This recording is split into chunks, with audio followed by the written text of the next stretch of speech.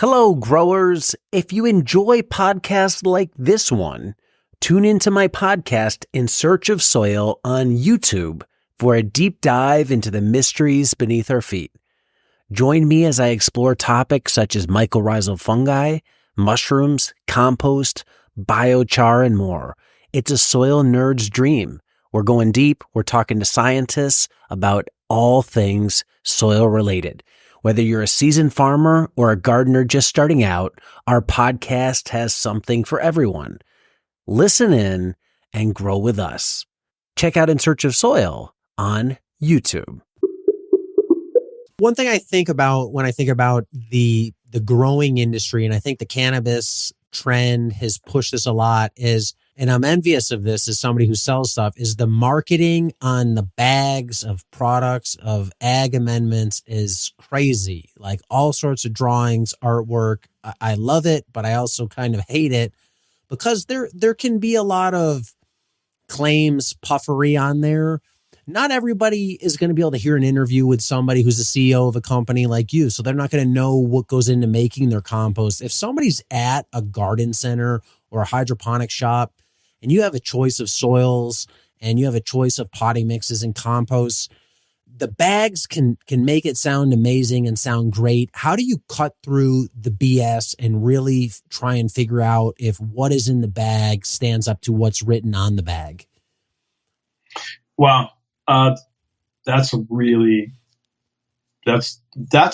tough one. Okay. Because a lot of times it's the pretty bag, Farmer Bill says, it's whatever.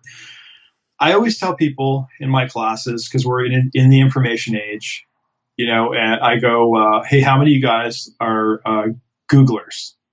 And they all raise their hand, right? And I go, okay. So if you're all Googlers, and I even hate that I use that term, but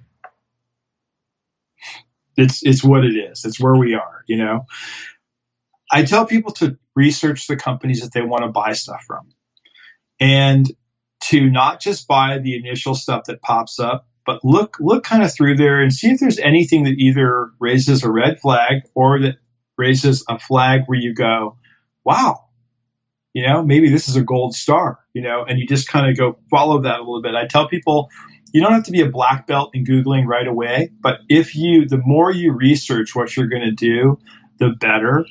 And you'll find those companies that you want to support and products that you believe in. We've been very fortunate because we're pretty open about stuff. And so we get a lot of people that direct message us, or they'll direct message me on my own Instagram, and my own Facebook. And I answer, and everybody in our company is very forthcoming with information. And we do a lot of, when we are able to, and hopefully once this is over, we'll get back to it. We do a lot of classes and we're out in the public a lot. So we actually get to talk to people, which a lot of companies, and we do it in a way where we're not trying to sell Malibu. When I go to a nursery, I just don't have a bunch of bags of Malibu compost up behind me and go like, here, buy my stuff. Thank you for coming. It's been nice knowing you. I'm there to talk about like what we're talking about, like what, and if somebody says to me, well, I like using this soil product and I've done it for years and I've had good results, but I want to get away from these chemical fertilizers. I'm like, okay. So I look at that as an opportunity to not hammer somebody and preach my message, but go, okay, let's try to see if I can bring this person a little bit further down the organic, line.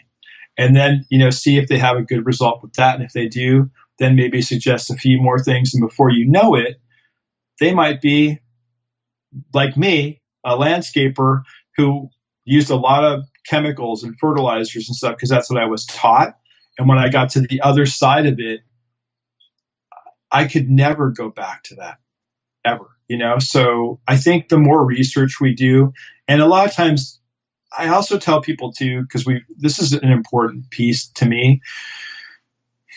We've moved away from our intuition as a culture, as people. We've moved away from that sense that we go, this is right, this is wrong. This doesn't sound good. This feels right. And I tell people, trust that a little bit more. If you see something that it sounds too good to be true, then either do the research on it, call the company up, send them a message, or just sit with it for a second, put your hand on the bag, or put your hand to the stuff with the bags open and go, is it? Isn't it? Do I really want this? And make that decision. Don't, I think I part of like gardening and being in the soil and getting biology all over you. And I love eating stuff without washing it in my garden and just getting that stuff in my gut, we become it's funny, we're doing this on Skype, right? But, this interview, and we're on computers, but I try to tell people step back away from that and get back into who we really are, what we really are. Yeah, no, that's really well said. I think that intuition part is huge. And I mean, here's something that comes out of my intuition is you're saying, a lot of people move from conventional to organic and they go from all these sprays and they try and get more organic. And I think there's a bit of a curse to that because you go in a nursery and good God, there is a lot of products available. I mean, the cereal box style amendments, there's 50 of them on the shelf. And I feel like people feel the need too much to just keep adding more and more stuff. And you see it on bags of amendments where, oh, it's not compost, it's compost plus mycorrhizae, plus a little bit of biochar in there, plus there's some azomite. And the list goes on and on and on. And I think people on the organic side get a little bit hooked on, I need 50 things to grow. And if I don't have this, then my soil's not going to be perfect. And I think a lot of these problems can be solved with just good quality compost and native soil and activating that biology. And what are your thoughts on this being in the sector? Do you think maybe there's too much promotion of stuff that, while maybe needed for some people in very specific contexts, isn't needed for most people in most contexts? Yeah, I mean, I look at that as kind of all of us, I think, can become Rain Men, like the movie Rain Man. Like we could all walk near at 3:00. This is how we have to do it. Right. And we're told something and we hang on to that and want to do it forever. Right. And that may be, and even what you might need to do in the beginning to start to create some fertility and to create some stuff while your soil is doing what it needs to do to get going. But over time, I'll give you an example. When we consult on projects, we get brought in a lot of times as consultants on soil consulting and on creating and setting organic protocols. A lot of times for some interesting sites we've had a chance to work on over the years. And I always do a 5-year plan with these guys where in the beginning, I may, depending on how toxic things were or how bad the soil was, I might add some of those things you were talking about and really do a bunch of compost teas that have a lot of different things in them to stimulate. But what we do is it's based all on using the compost and based all on us starting to teach these guys how to mimic nature. And so in the 5-year plan, our customers are buying a lot less compost from us and buying a lot less stuff from us because they don't need it. Because when you start looking at their biological analysis of their properties, the soil is growing. And if you feed that soil and if you continue to feed that soil and make good compost on the property, then you can become much more self-sufficient. And so my dad, who was a management consultant, probably would have said, like, what's wrong with you?